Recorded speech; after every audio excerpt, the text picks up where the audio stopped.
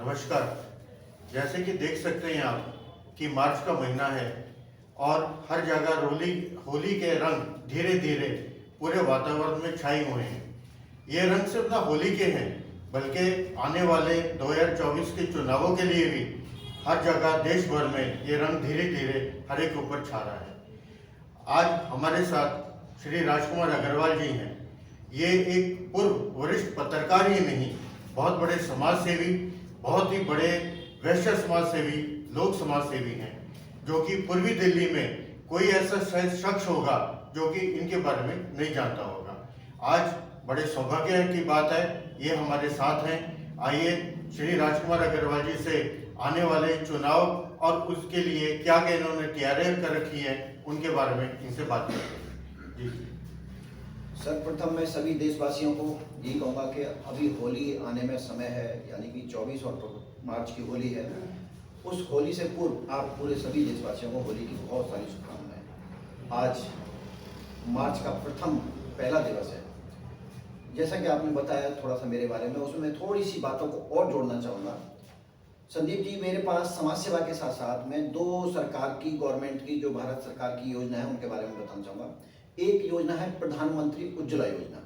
मैं उसका दिल्ली के अंदर, दिल्ली की विधानसभा त्रिलोकपुरी का चेयरमैन भी हूँ। और इसके साथ साथ मेरे पास में एक दायित्व और भी है जो व्यापारियों से जुड़ा हुआ है, यानी कि ये कहना चाहिए कि जो व्यापार प्रकोष्ठ है, मैं उसका जिला सह संयोजक भी हूँ, मयूरविहार का। यह मेरे पास में जो दायित्व हैं ये ऑलरेडी हैं। और आपने जैसे बताया, समाज की सेवा तो मैं करता ही रहता हूँ। और सबसे बड़ी बात, मैं स्टार्टिंग यहाँ से करूँगा कि मेरे पास में जो समय है वो 24 आवर है। मेरा कोई बिजनेस नहीं है, कोई कारोबार नहीं है। मैं पत्रकारिता करता था, 2020 तक मैंने पत्रकारिता की है, लोकसभा को कवर किया है। लेकिन 2020 के बाद मैंने पत्रकारिता को छोड़ दिया और पूरी तरह से समाज में समर्पित हूँ, समाज के लिए काम कर रहा हूँ। इसलिए मैं कह सकता हूँ 24 घंटे मेरे पास में एक कार्य है, वो है सिर्फ समाज की सेवा। बहुत से राजनीतिक लोग ऐसे आ जाते हैं जिनके पास में उनका उद्योग भी है और उद्योग के साथ साथ वो समाज सेवा करना चाहते हैं या राजनीति में रहना चाहते हैं। वहाँ पे वो लोग असफल इसलिए हो जाते हैं क्योंकि वो उद्योग की तरफ ध्यान देंगे तो आधी उनकी सेवा छूट जाती है। अगर वो सेवा की तरफ ध्यान देंगे तो फिर उनके बच्चे कैसे पलेंगे, ये दोनों ही बातें आ जाती हैं। मेरे पास में ऐसा नहीं है, मेरे पास में एक ही काम है, मेरी जो समाज सेवा है, मैं उसमें निरंतर 24 घंटे समाज के साथ लगा रहता हूँ। बिल्कुल ठीक बात है। आप देखेंगे पीछे, आप देखिए, इनका एक ही नारा है, जनप्रतिनिधि चुनो ऐसा हो जो आपके घर जैसा। ये सिर्फ नारा कहने के लिए नहीं है, मतलब आप यकीन नहीं मानेंगे, जितना मैं इनको जानता हूँ कि कई सालों से मैं इनको जानता हूँ, शायद ही कोई ऐसा शख्स होगा जो कि बिना टाइम देखे इनके पास आया है और उनकी मदद इन्होंने नहीं करी है। राजकुमार जी, मैं आपसे ये पूछना चाहता हूँ कि आप बहुत वरिष्ठ पत्रकार रह चुके हैं, आपने पत्रकारिता में बहुत ऊंचे पद पे भी काम किया है, बड़े बड़े मकाम आपने बहुत सक्षम किए हैं। आपने पत्रकारिता लाइन से एकदम से अपने आप को राजनीति की तरफ कैसे डाइवर्ट कर दिया?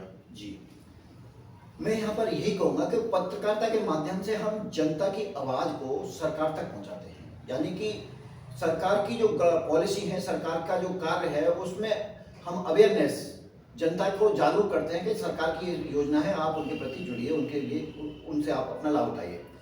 पत्रकारिता यहाँ तक सीमित है। लेकिन पत्रकारिता में हमारे पास में कोई संवैधानिक शक्ति नहीं होती। अब जब मैंने महसूस किया है कि संवैधानिक शक्ति का होना भी आवश्यक है, इसलिए मैंने पत्रकारिता को छोड़ करके राजनीति में प्रवेश किया है। क्योंकि मैं जो कार्य करूं जनता के लिए करूं, अपनी ताकत के साथ करूं। मेरे पास एक संवैधानिक शक्ति होगी तो मैं उनकी जो कार्य है, उनकी जो मदद है, वो अच्छे से कर सकता हूँ। जैसे कि जनमानस के मन में एक विचार होता है कि किसी को भी कुछ पता हो ना हो, केवल पत्रकार एक ऐसा शख्स होता है जिसको सारी जानकारी होती है। क्योंकि आप खुद एक बहुत बड़े वरिष्ठ पत्रकार रह चुके हैं, तो मैं अब आपसे चुनाव की तरफ और थोड़ा राजनीति की तरफ आपको लेके आना चाहूँगा। आपसे ये जानना चाहूँगा कि पूर्वी दिल्ली क्षेत्र के लिए अभी की आप जैसे देख सकते हैं कि हजारों के हजारों काम बचे हुए हैं जो कि हमारे पूर्वी दिल्ली क्षेत्र को चाहिए, कोई ऐसा प्रतिनिधि चाहिए जो इन कामों को समाप्त कर पाए। तो आप उनके बारे में थोड़ा बताइए कि आपकी योजनाएं क्या है? देखिए, मैं आपको बताता हूँ, हम लोग पार्लियामेंट में बैठ के बात करते हैं, लेकिन उसको अमल कहाँ करते हैं? जमीन पर आकर करते हैं। और जमीन का है, हमारी जो पूर्वी दिल्ली है, धरातल है हमारा, उसके ऊपर हमें कार्य करना होता है। जो कि इस समय हमारे क्षेत्र के जो मौजूदा सांसद हैं श्रीमान गौतम गंभीर जी, निश्चय कह सकता हूँ, बिल्कुल कोई बिना डाउट के कह सकता हूँ बहुत अच्छा काम किया है, लेकिन उनके पास में थोड़ा सा समय समाज सेवा के लिए, राजनीति के लिए कम था। इसलिए मैं ये कह सकता हूँ कि मेरे पास में जो समय है पूरी तरह से राजनीति करने के लिए और समाज की सेवा करने के लिए। अब आपने एक बात अभी और कही कि ऐसे कौन से कार्य हैं, ऐसे बहुत सारे कार्य हैं दिल्ली के अंदर, क्योंकि दिल्ली के अंदर हमारे जो दिल्ली का जो सीएम है, मैं उसको ये कह सकता हूँ कि एक ऐसा निकृष्ट व्यक्ति है, लंपट व्यक्ति है, जिसका नाम केजरीवाल है।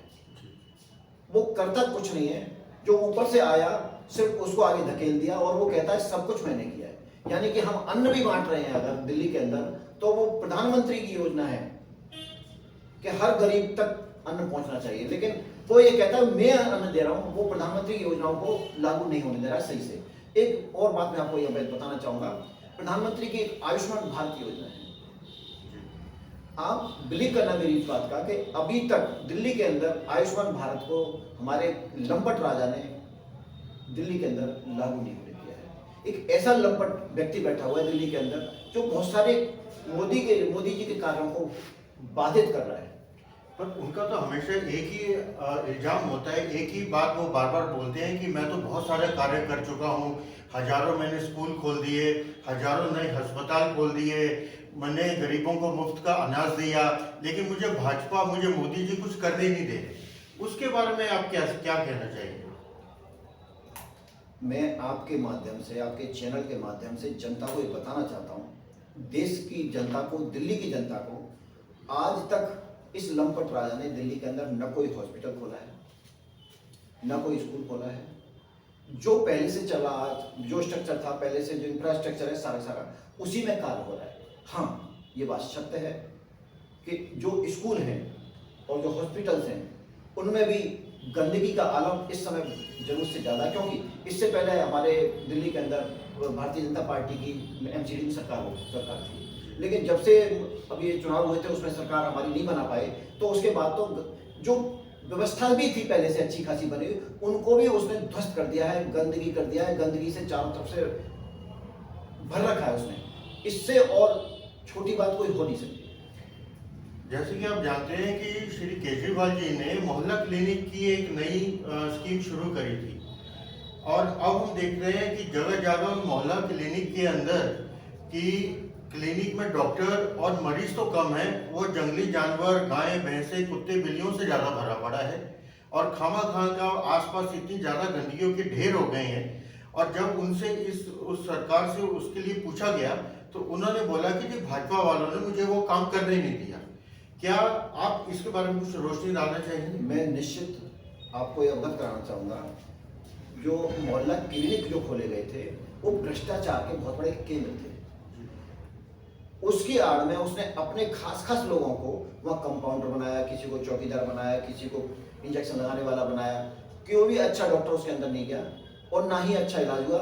उन्होंने बल्कि फुटपाथ को घेर लिया है, फुटपाथ पे रास्ते को बाधित कर दिया है, और भ्रष्टाचार का बहुत बड़ा केंद्र एक यही नहीं है, और ऐसे बहुत सारे हैं। आपने जरूर सुना होगा अभी हाल में ही कि अभी आप देखिए इस बात को कि कुछ दिन पहले ही मैं आपको पानी की बात बता, पानी की जो बात है अभी समय, उसने कहा था हम पानी फ्री देंगे, वो पानी के बिल आ रहे हैं 1-1 लाख, 1.5 लाख, 2-2 लाख के बिल आ रहे हैं। ये कैसी विडंबना है कि जिस राज्य का सीएम केजरीवाल जो गारंटी दे रहा है बिजली और पानी की फ्री की, उसमें बिजली के बिल और पानी के बिल 1-1 लाख, 1.5 लाख, 2-2 लाख रुपए के आ रहे हैं। और अब फिर भी वो ये क्या कहता है कि मोदी जी काम नहीं करने दे रहे। दिल्ली का सीएम कौन? लंपट। और अपेक्षा करता है मोदी जी क्या इस कामों को करेंगे? मोदी जी देखेंगे, पूरे देश को देखेंगे, सिर्फ दिल्ली के नहीं। वो दिल्ली के सीएम नहीं है, वो देश के प्रधानमंत्री हैं। इसमें तो कोई शक नहीं है। जैसे कि श्री प्रधानमंत्री नरेंद्र मोदी जी ने आयुष्मान भारत नाम का एक बहुत ही बढ़िया स्कीम शुरू करी थी, और अभी भी ये चीज़ हम देखते हैं, क्योंकि हम पत्रकारिता लाइन में हैं, हम हजारों हॉस्पिटलों, हजारों लोगों से मिलते हैं कि ना ओनली छोटे हॉस्पिटल, इवन बड़े जो नामी गरामी हॉस्पिटल है, उसके अंदर भी आयुष्मान भारत नाम की स्कीम के लिए लोगों को साफ मना कर दिया जाता है। कोई भी गरीब वहाँ अपना कार्ड लेके जाता है या कार्ड के बारे में जिक्र करता है, उनको साफ मना कर दिया जाता है। आइए राजकुमार जी से हम पूछते हैं कि राजकुमार जी, पूर्वी दिल्ली में आने के बाद आप इस स्कीम को कितनी जल्दी लागू कर पाएंगे ताकि हमारी गरीब जनता को इनसे लाभ मिल पाए? नहीं, जैसे आपने भी बात बताई, हम कब तक कर पाएंगे, वहाँ पर मैं आपको करेक्ट करना चाहूँगा कि ये काम राज्य का होता है। हम ऐसी और बहुत सारी पॉलिसी लाएंगे जो दिल्ली के अंदर वो स्वास्थ्य का लाभ ले पाएंगे, और ऐसी बहुत सारी चीज़ें हैं जिन्हें हम, जैसे भी अभी आपको बता दें, अभी हाल ही में हमारे देश के प्रधानमंत्री जी ने 27 रुपये 50 पैसे प्रति किलो आटा पूरे देश के लिए दिया है। 27 रुपये प्रति 50 पैसे किलो चावल भी दिया है, क्योंकि उन लोगों के लिए जो वंचित हैं, जिनके पास राशन कार्ड नहीं है, जिनको फ्री कार्ड नहीं मिल रहा, उनके लिए, जो प्रवासी लोग होते हैं, उनके लिए व्यवस्था की है। ऐसा कोई व्यवस्था आज तक किसी लंपट राजा ने नहीं की है। ये अपेक्षा और ऐसा कार्य सिर्फ माननीय मोदी ही कर सकते हैं। राजकुमार जी, मैं आपसे एक बात और पूछना चाहूंगा कि जैसे आप देख रहे हैं कि चुनाव के साथ साथ आज की डेट में और लोग अभी तक बहुत ज़्यादा परेशान थे, किसानों की जो उन्होंने पूरे रास्ते बंद कर रखे थे, जो बहुत जोर शोर से किसान एमएसपी की डिमांड कर रहे थे, एमएसपी के लिए काफ़ी ज़्यादा वो अपना प्रधानमंत्री जी को और केंद्र सरकार को इस चीज़ के लिए दोषी ठहरा रहे थे। मैं आपसे ये जानना चाहूँगा, क्योंकि सिर्फ ये लोग ना सिर्फ पंजाब हरियाणा के बल्कि और भी ज़्यादा दिल्ली की भी कई गरीब जनता है जो कि इससे प्रभावित होती है। आप थोड़ा सा इसके बारे में रोशनी डालिए कि इस चीज़ को आने वाले भविष्य में चीज़ ना हो पाए, ताकि हमारी गरीब जनता जो कि डेली अपना मेहनत करती है, ऑफिस जाती है, व्यापार के लिए जाती है, उनके लिए रास्ते बंद हो जाते हैं, तो वो अपना पालन पोषण कैसे करें? बच्चों के बोर्ड एग्जाम थे, उनका देखिए बोर्ड एग्जाम हैम्पर होते हैं, पेरेंट्स को लंबी लंबी कतारों में 3-3 घंटे पहले अपने छोटे छोटे बच्चों को लेके जाना पड़ता था। तो थोड़ा सा आप इस व्यवस्था को कैसे वो करेंगे, उसके बारे में थोड़े बताइए आप। मैं आपको बता दूं, हमारे देश के जो प्रधानमंत्री की लग 300 से अधिक ऐसी योजनाएं हैं जो धरातल पर कार्य कर रही हैं, लेकिन लोग अवेयर नहीं हैं। और अवेयर क्यों नहीं है? अवेयर कराना उस राज्य का काम होता है, उस सीएम का काम होता है, उन अधिकारियों का काम होता है जो राज्य में काम कर रहे होते हैं। तो इसलिए दिल्ली के अंदर हम कितना भी ताकत लगा लें, एक ऐसा लंपट व्यक्ति बैठा हुआ है, वो जो कि प्रधानमंत्री की योजना को धरातल पर सक्रिय नहीं होने दे रहा है। तो हम ये बात कहेंगे इस बात को कि हम ऐसे बहुत सारे और विकल्प लाएंगे जो जनता तक हम पहुंच करके जनता की मदद कर पाए। जैसे कि आज की डेट में ये प्रथा बहुत हो गई है कि हमने गायों को अडॉप्ट कर लिया है या गाँव को अडॉप्ट कर लिया है। कुछ ऐसी प्रथा आप भी लेके आने वाले हैं कि पूर्वी दिल्ली के आपने कौन कौन से क्षेत्र नामांकित किए जिनको आप अडॉप्ट करने वाले हैं? नहीं, अभी तो ऐसा कुछ नहीं है, लेकिन हाँ, जो भी जनहित में होगा, देश के हित में होगा, राज्य के हित में होगा, उन कार्यों को हम जरूर करेंगे। जैसे कि देख सकते हैं कि पार्टियां आती रहेंगी जाती रहेंगी, लेकिन इस वक्त दिल्ली को एक बहुत ही जरूरी, एक काफी मजबूत नेता की जरूरत है, ताकि हमारा दिल्ली का ही नहीं पूर्वी दिल्ली का बहुत विकास हो पाए। यहाँ की गरीब जनता को एक अच्छी न्याय व्यवस्था, एक अच्छी शिक्षा प्रणाली उनके बच्चों को और एक अच्छा रोजगार का माध्यम मिल पाए।